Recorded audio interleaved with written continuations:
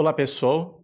Vamos falar um pouquinho sobre as noções de organização administrativa, com os subitens centralização e descentralização, concentração e desconcentração, administração direta e indireta, autarquias, fundações, empresas públicas e sociedades de economia mista.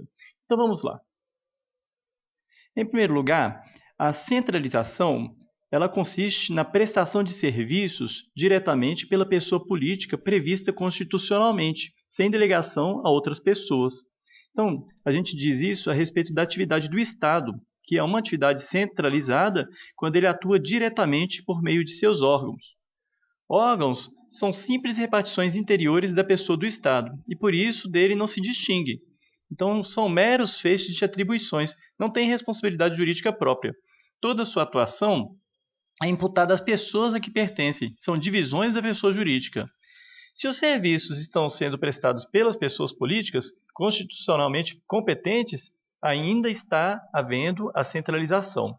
Então, em que consistiria a descentralização? É a transferência de execução do serviço ou da titularidade do serviço para outra pessoa, quer seja de direito público ou de direito privado. Quem são essas pessoas? São entidades descentralizadas de direito público, por exemplo, as autarquias e fundações públicas. Agora, nós temos também as entidades descentralizadas de direito privado, que seriam as empresas públicas, sociedades de economia mista. Pode, inclusive, a execução do serviço ser transferida para entidades que não sejam integradas à administração pública, por exemplo, as concessionárias de serviço público, permissionárias. Então, a descentralização, mesmo que seja para entidades particulares, não retira o caráter público do serviço, apenas transfere a execução desse serviço. Então, a descentralização é a distribuição de competências de uma para outra pessoa, física ou jurídica. Já a desconcentração consiste na distribuição interna de competências dentro da mesma pessoa jurídica. Na descentralização política, nós encontramos a presença de atribuições ou competências próprias, não decorrentes do ente central. É o caso, por exemplo, da Federação Brasileira. Na descentralização administrativa, as atribuições ou competências distribuídas, elas decorrem do poder central.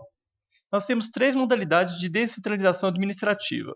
A territorial ou geográfica, onde existe uma entidade local geograficamente delimitada, por exemplo, os territórios federais. Nós temos também por serviços, onde há a criação de uma pessoa jurídica de direito público ou de direito privado e a atribuição a ela da titularidade e da execução de determinado serviço público. Por exemplo, que eu citei, a autarquia.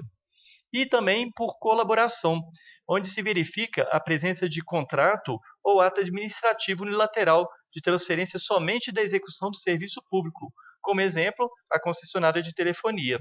E o que seriam as entidades da administração indireta? Ou seja, a rigor descentralizada. A administração direta ou centralizada é composta por órgãos sem personalidade jurídica própria. São, na esfera federal, os serviços integrados por subordinação na estrutura administrativa da Presidência da República e dos ministérios. A Secretaria da Receita Federal e a Procuradoria-Geral da Fazenda Nacional são exemplos de órgãos integrantes da administração pública federal direta.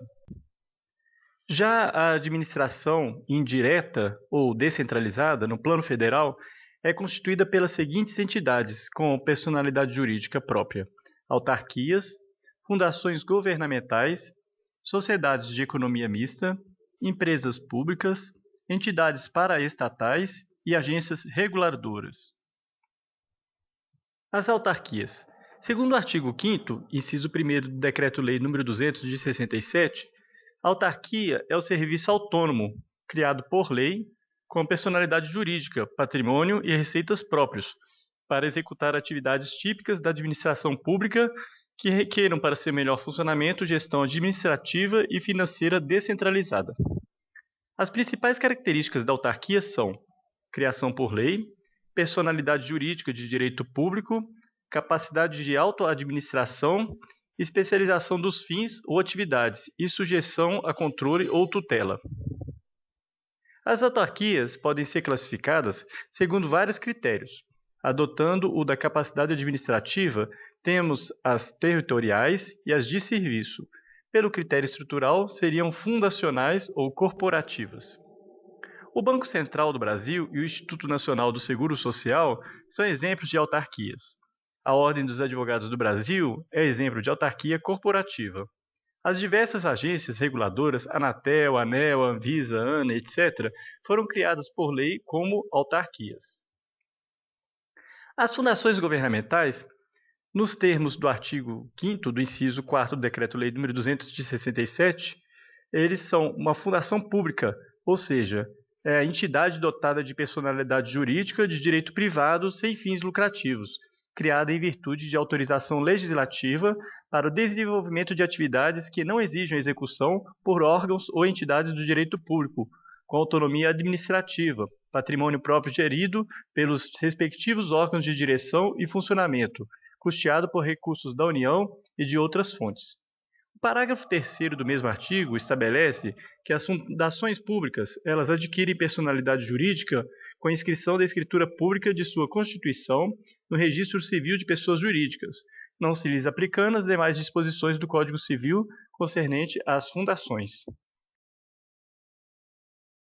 A rigor, o poder público pode criar dois tipos de fundações, denominadas em conjunto de governamentais. Um primeiro tipo seria a fundação de direito público submetida ao regime jurídico administrativo. O segundo modelo seria a fundação de direito privado, regida por normas do Código Civil, com derrogações por normas de direito público. A natureza jurídica de cada fundação deve ser obtida da análise cuidadosa da lei instituidora e dos atos constitutivos, estatutos e regimentos. A fundação governamental pública corresponde a uma modalidade de autarquia.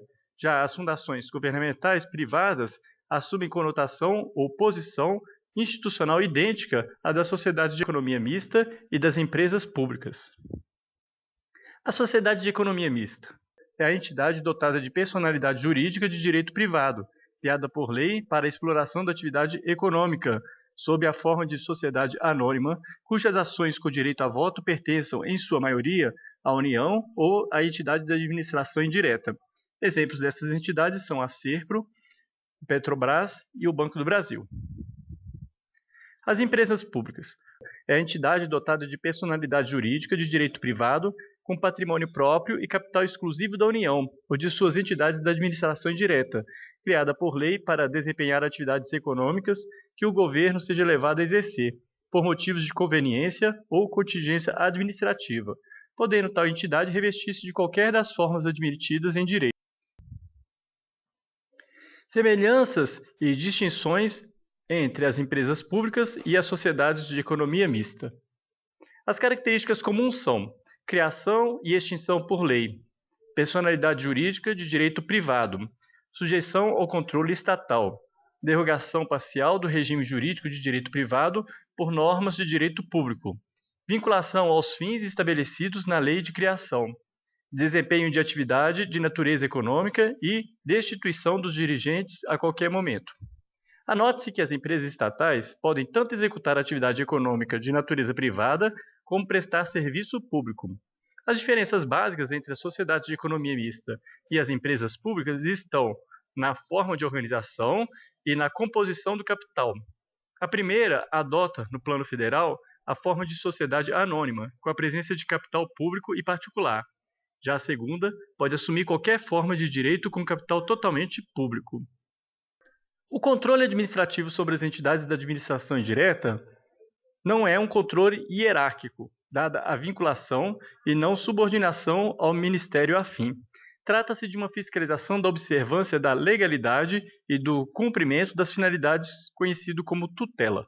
Nesse sentido, a supervisão ministerial prevista no Decreto-Lei nº 200 de 67, reafirmada na Lei 9.649 de 88, é o principal dos instrumentos de controle administrativo. Enfim, as entidades paraestatais. Antigamente, a expressão entidades paraestatais era usada para designar todos os integrantes da administração indireta. Atualmente, entende-se que as entidades paraestatais são pessoas jurídicas de direito privado que desempenham atividades não lucrativas de interesse público, atuando em paralelo ao Estado e não fazendo parte da estrutura estatal. As entidades paraestatais integram o chamado terceiro setor. O fato de não possuírem fins lucrativos lhes permite receber incentivos do Estado.